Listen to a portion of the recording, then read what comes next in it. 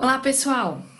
Hoje à tarde eu estou aqui com um convidado muito especial, Thiago Struminski, que é CFO da Tupi, Fundição Tupi. Divulgou seus resultados ontem após o fechamento do mercado e hoje fez uma apresentação aos investidores comentando os seus resultados operacionais, financeiros, esse momento, né, de vendas e negócios afetados pelo Covid, muitas perspectivas interessantes e positivas que vem pela frente na empresa.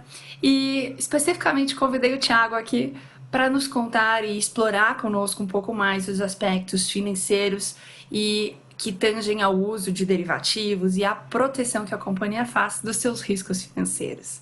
Então, Thiago, muito obrigada, bem-vindo ao Dunk Entrevista e gostaria de te deixar à vontade para se apresentar e também comentar um pouquinho conosco os destaques que você gostaria que a gente pudesse entender melhor de Tupi do ponto de vista do uso de derivativos. Bom, obrigado pelo convite.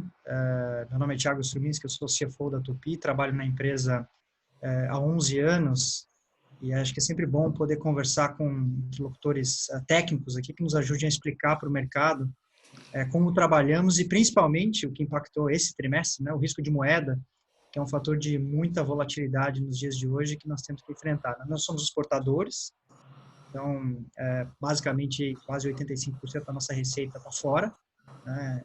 Então foi um trimestre movimentado, sem dúvida. Muito bem. E nesse trimestre movimentado, vocês conseguiram se beneficiar da alta do câmbio na formação das receitas de vocês, porque são predominantemente exportadores, né? Agora, no primeiro trimestre, o número chegou a 86% da receita na exportação. Mas, por outro lado, tiveram uma queda na quantidade, já começando a sentir alguns impactos desse momento de pandemia do Covid, correto? Isso, nós somos exportadores, né? Então, do ponto de vista operacional, tanto a depreciação do real quanto o peso mexicano são muito bem-vindos para a companhia. Nós vendemos para mercados desenvolvidos, então principalmente Estados Unidos e Europa, mas produzimos em mercados emergentes. Então, no caso, o Brasil e o México, que por coincidência são dois dos emergentes que mais sentiram oscilações na moeda nos últimos meses, né? Então, na Tupi, nós temos diferentes formas de exposição cambial impactando o nosso negócio, e eles decorrem, em grande medida, das diferenças de moeda funcional, no caso, o dólar contra o real no Brasil, e o peso mexicano contra o dólar, que é a moeda funcional do México. Então, no curto prazo, nós temos transações relacionadas ao capital de giro, por exemplo, em pesos, nós temos imposto a receber, fornecedores, salários a pagar. Em dólares, nós temos caixa, contas a receber, contas a pagar de importação, provisão de qualidade. É claro, no médio prazo, nós temos fluxo de caixa altamente prováveis que precisam ser protegidos. E aí temos também a exposição de tradução ou contábil, né, que é a conversão das demonstrações financeiras das subsidiárias em moeda diferente da Tupi S.A. Então, a diferença entre a moeda funcional e a apuração fiscal no México, por exemplo, que esse trimestre teve um impacto grande, mas é uma categoria que, por nossa escolha, nós decidimos não proteger. Que, na nossa opinião, estaríamos monetizando algo que não tem efeito caixa. Mas uma das coisas que nós fazemos, sim, para diminuir a volatilidade nas demonstrações financeiras é o hedge accounting, entre a dívida em dólares e o patrimônio líquido no México. Ok, perfeito. E vocês usam Hedge Accounting em uma parte da exposição cambial. Vamos explorar um pouquinho mais esse tema, Thiago, por favor?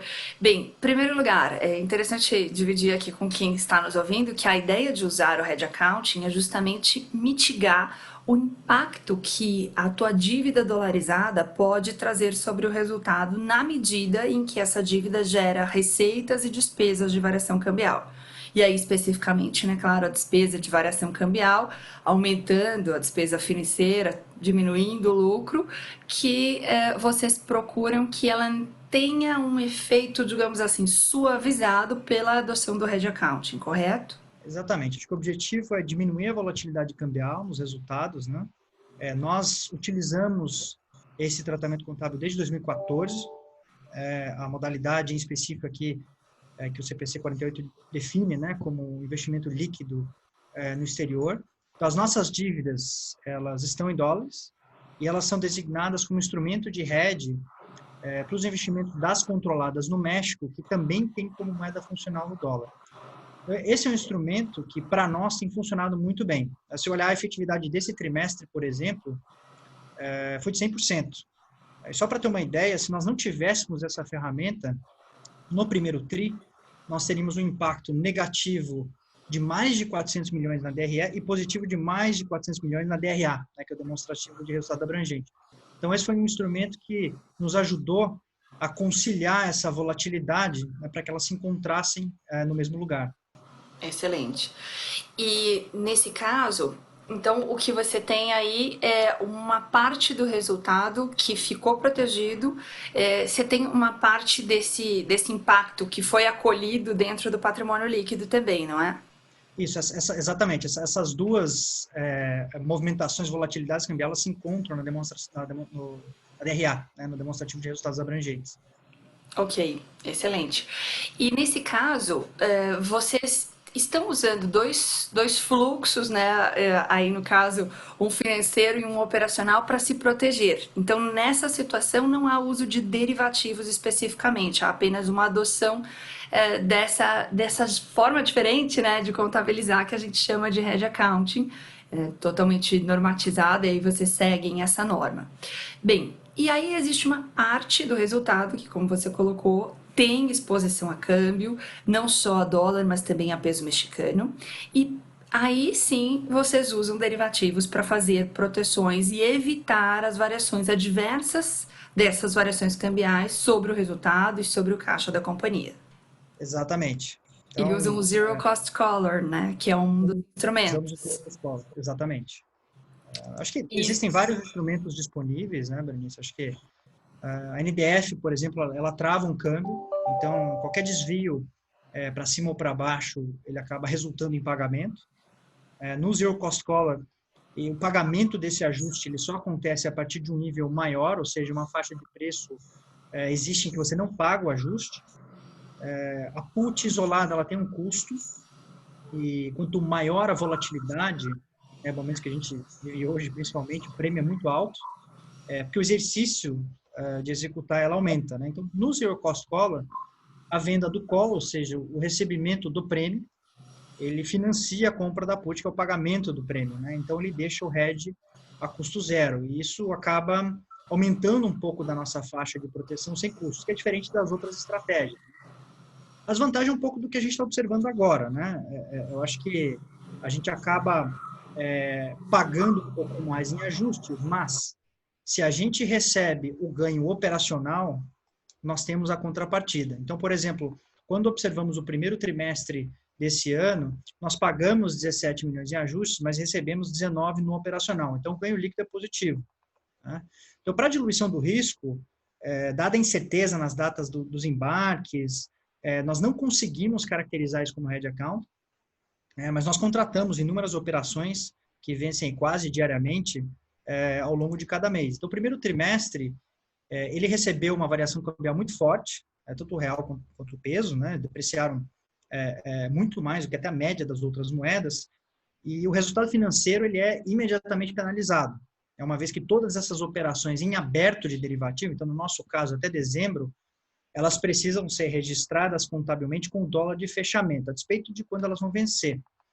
Então, a nossa receita desse TRI, ela foi feita a um câmbio médio do trimestre de 4,47, né, que é o que forma o EBITDA, enquanto a regra contábil, ela exige registrar os passivos e os ativos em dólar pelo câmbio final do trimestre, que foi 5,20. Então, mais uma vez, infelizmente, pelo descasamento das taxas de embarque dessas transações, a gente acaba não conseguindo caracterizá-las como hedge accounting, né? Mas, de novo, a contrapartida vem já no efeito caixa no resultado operacional, ao longo da formação das receitas e do EBITDA, né? Então, o Zero Cost Collar é uma das opções, ele tem sido muito eficiente ao longo dos anos, e não acho que em função de um cenário de tanta volatilidade como a gente operou agora, que é um instrumento que, na nossa opinião, deixaria de ser utilizado. excelente. E é interessante comentar que esse uso do zero cost, ele tem o intuito de proteger tanto o resultado de variação cambial sobre o teu caixa quanto o teu resultado. Mas em algumas situações, né, enquanto esse instrumento está em aberto ainda antes do seu vencimento, ele tem uma marcação a mercado que precisa ir para a demonstração financeira, que impacta teu resultado, e é aquele famoso número que afeta o resultado, mas não afeta o caixa. Né? E até vocês fizeram um destaque ali logo nos primeiros bullets Bastante isso nesse aos trimestre, né? investidores, mostrando, né, o quanto vocês tiveram itens não caixa afetando o resultado deste primeiro trimestre. Então, você teve essas situações ligadas aos derivativos, e como a gente acabou de explicar, né, o principal que vocês usam para esses hedges de curto prazo é o zero cost, e nesse caso, você tem o zero cost tanto para real dólar quanto para peso, né, o dólar em relação ao peso, né? E aí você até destaca no teu resultado que, no caso, você, para a operação mexicana, está protegendo o que você tem de custo operacional em peso e trazendo isso para o dólar porque a moeda funcional é dólar. Então é um tipo de zero cost que você tem e que também, claro, trouxe os seus impactos em função de toda a desvalorização que a gente teve nas moedas emergentes. E aí você tem um outro zero cost, que esse é real dólar, e aí esse está pensado do ponto de vista das receitas formadas aqui no Brasil e também os custos em reais. Mas aqui a moeda funcional é reais, né? Então você está pensando o resultado em reais aqui no Brasil, correto? É isso mesmo? É correto. Em essência, né, a gente destaca um pouco mais as receitas, né, ou melhor, as entradas no Brasil e as saídas no México, mas o que nós protegemos é a exposição cambial líquida, né, Ok. entre essa combinação. Mas, sem dúvida, o que mais se destaca no Brasil são as entradas operacionais e no México são as saídas, né, em peso. Tá. Ok, perfeito. Entradas que você diz do ponto de vista das receitas em reais. Exatamente. Ou seja, nós temos muitas receitas relacionadas ao dólar, né, no Brasil, e no México nós temos muitos custos relacionados aos pesos, a pesos, né, mexicanos. Né? O México tem uma outra característica que é a diferença entre a moeda funcional e a moeda fiscal. Esse foi um impacto relevante no primeiro trimestre. Então, as flutuações na taxa de câmbio, elas modificam as bases tributárias, né? E esses efeitos cambiais, eles têm que ser reconhecidos como receita ou despesa de imposto de renda diferido. Então, no primeiro trimestre, nós registramos, e foi um dos grandes efeitos aí de volatilidade do líquido, praticamente 70 milhões de reais de forma negativa no resultado, sem efeito caixa, em função da desvalorização do peso mexicano. Isso se comparado com o trimestre imediatamente anterior, né? Me refiro aqui ao quarto tri do ano passado. Então, essa é uma volatilidade que nós já convivemos há algum tempo. A gente prefere não contratar derivativos para proteger, porque como não tem efeito caixa, a gente acaba monetizando algo que não gera saída de caixa, mas nós esperamos que com a aquisição da Texid e uma nova estrutura aqui de ativos que nós estamos propondo, a gente possa reduzir essa exposição, porque ela incomoda, né? Ela atravessa aí de forma bastante relevante as nossas demonstrações. Sim. E vocês usam dívidas dolarizadas para fazer a contrapartida dessas receitas de exportação? O endividamento de vocês hoje é baixo, né? E até você comentou hoje na divulgação que vocês fizeram uma nova tomada de recursos, que inclusive também tem ali a contrapartida no caixa, que está extremamente robusto, tem mais que 1 bilhão de reais em caixa hoje. Mas do ponto de vista da dívida dolarizada, né, a gente sempre tende a acreditar que dívidas dolarizadas são bem-vindas em companhias exportadoras, porque trazem o famoso hedge natural. Né? A gente sabe que esse hedge natural, ele às vezes falha do ponto de vista do descasamento de prazos, mas vocês usam essa estratégia? Como é que está esse ponto aí do endividamento dolarizado de vocês? Acho que como a nossa geração de caixa está muito relacionada ao dólar, lá na frente esse é o recurso que vai acabar sendo usado para pagar a dívida no futuro. Né? Então a gente tem esse casamento entre receitas e dívidas em dólares que nos traz estabilidade. Mas como a nossa dívida está no longo prazo, ou seja, hoje nós temos ela basicamente em 2024, e obviamente temos oportunidade para eventualmente rolá-la mais para frente, nós temos muitas receitas em dólares para chegar lá. Né? Então tem bastante espaço. Tem um outro efeito importante dessa dívida em dólar que nós já mencionamos antes, que é designá-la como hedge account, né? Como hedge de investimento líquido no exterior, frente aos investimentos das controladas no México. E esse trimestre, por exemplo, retirou do balanço uma volatilidade de despesa de mais de 400 milhões de reais, né? Então, essas variações cambiais, elas se encontram lá no demonstração de resultados abrangentes, tem sido um instrumento muito eficiente para diminuir a volatilidade da nossa DRE, e também, obviamente, o endividamento em dólares, em geral, ele é mais longo, né? Você consegue emitir com prazos maiores, tem questões de custo, vários outros aspectos também que sugerem que tem sido uma boa estratégia utilizar de dívidas dolarizadas. Bom, para a gente fechar, do ponto de vista dos impactos que vocês tiveram no resultado, não caixa, há também a questão de uma opção com a Eletrobras. E eu gostaria de explorar um pouquinho mais esse tema. Você falou sobre ser uma put. Você pode explicar para a gente um pouquinho mais o que é isso, como funciona essa opção? A Eletrobras é uma história um pouco diferente, né? Porque a volatilidade dela não nasce de uma variação cambial e nem de uma gestão nossa de derivativos, né? Então, em essência, são créditos de uma decisão transitada em julgado, que decorrem de um direito aí de complementar a correção monetária de um empréstimo compulsório. E o problema aqui é que existe uma interpretação que o pagamento poderia ser feito através de ações pela Eletrobras, né?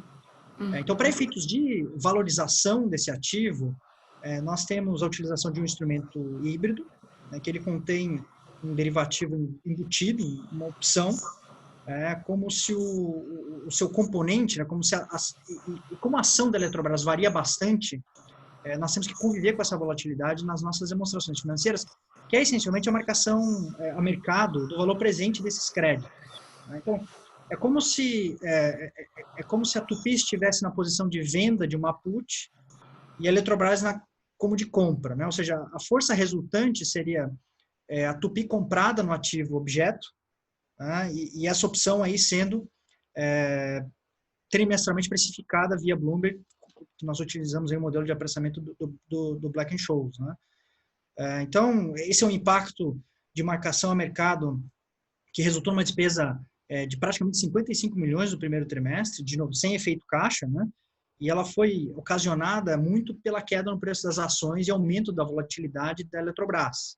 Só para você ter uma ideia, o resultado no primeiro trimestre de 2019 foi uma receita de 7,4 milhões, né? Que resultou nessa marcação ao mercado desse derivativo. Agora, a Eletrobras efetivamente pagar em ações é muito complicado, né? Tanto que nós já recebemos parte desse processo no quarto trimestre de 2019, ele foi pago em dinheiro, né? Agora, a gente tem que conviver aí até conseguirmos finalizar esse processo com essa volatilidade atravessando o nosso balanço mais uma vez. E é outro aspecto que a gente acaba decidindo, né? Por não proteger, não contratar um derivativo para proteger isso.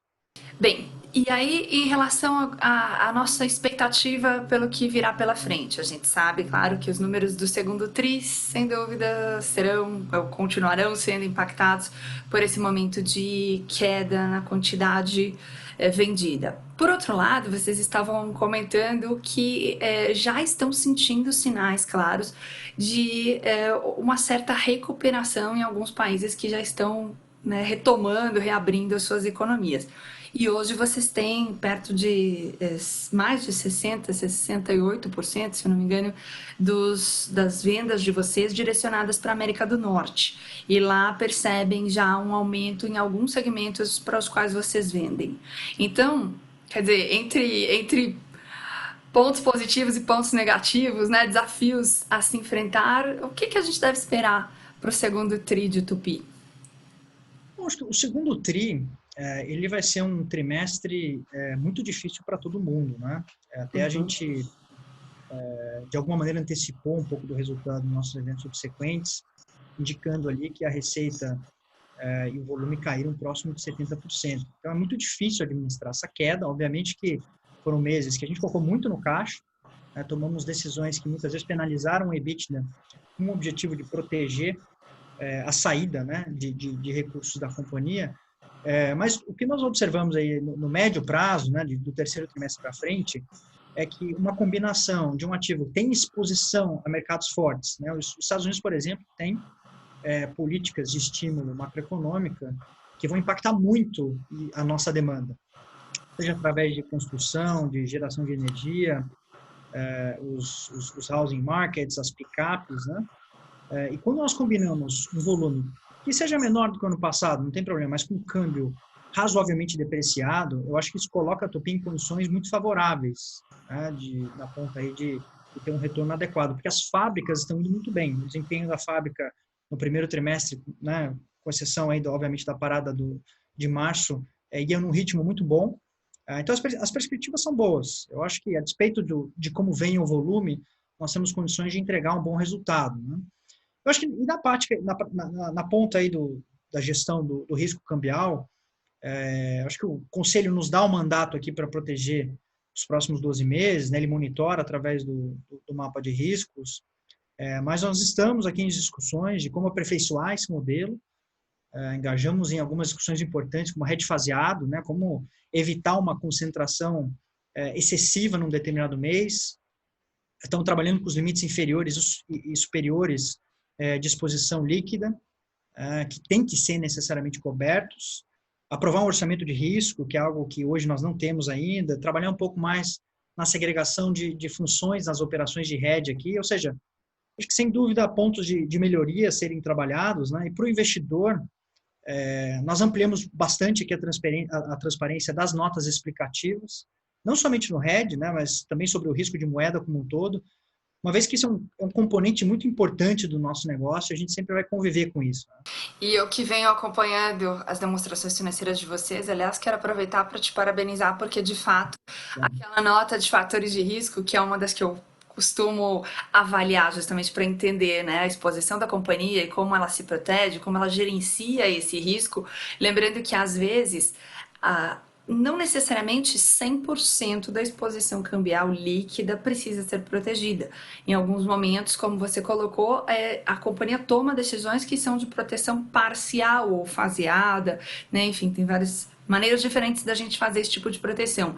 Mas para a gente, enquanto investidor, ler esta nota, entender claramente quais são os riscos que estão presentes nesta companhia, né, na qual a gente possa decidir investir, e ter isso claro, entender como ela está se protegendo ou gerindo esse risco é, sem dúvida, muito positivo, agrega e melhora a transparência da informação.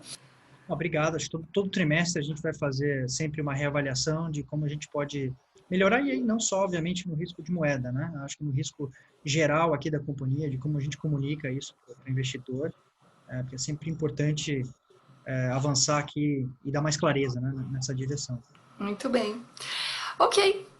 Olha, eu agradeço muito por todas essas informações que você dividiu conosco, Thiago. Acho que para quem acompanhou a gente aqui no Dunk Entrevista, sai desse bate-papo entendendo ainda melhor sobre o que esperar, tanto da gestão do risco financeiro, quanto dos aspectos financeiros e operacionais da Tupy. Claro que focamos aqui no financeiro.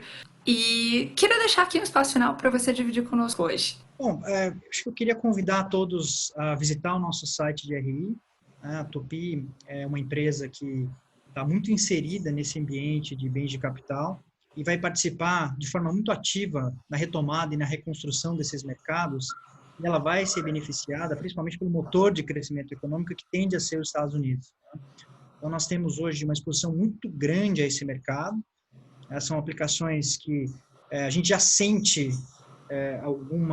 algumas iniciativas afetando o desempenho desses setores, e, sem dúvida, a gente quer traduzir isso o mais rápido possível em retorno para o nosso acionista e avançando aí trimestre a trimestre. Né? Então, além disso, nós temos uma combinação muito importante, que é a aquisição da Texid. A gente espera que esses ativos componham aí a nossa carteira mais para o final desse ano. Então, acho que, de novo, é uma operação em que ela vende para mercados envolvidos e opera e produz em mercados emergentes muito competitivos. Né? Então, quando nós temos um cenário de depreciação cambial, eu acho que essa combinação ela se torna ainda mais poderosa, considerando todo o cenário de sinergias que nós temos pela frente. Né? Então, mais uma vez, queria agradecer o espaço, e eu fico à disposição sempre aí para você, e, obviamente, para os investidores, para continuar contando um pouco mais a história da Tupy. Mais uma vez, obrigada. Fique bem. Sucesso para vocês e se cuidem. Obrigado. Até mais.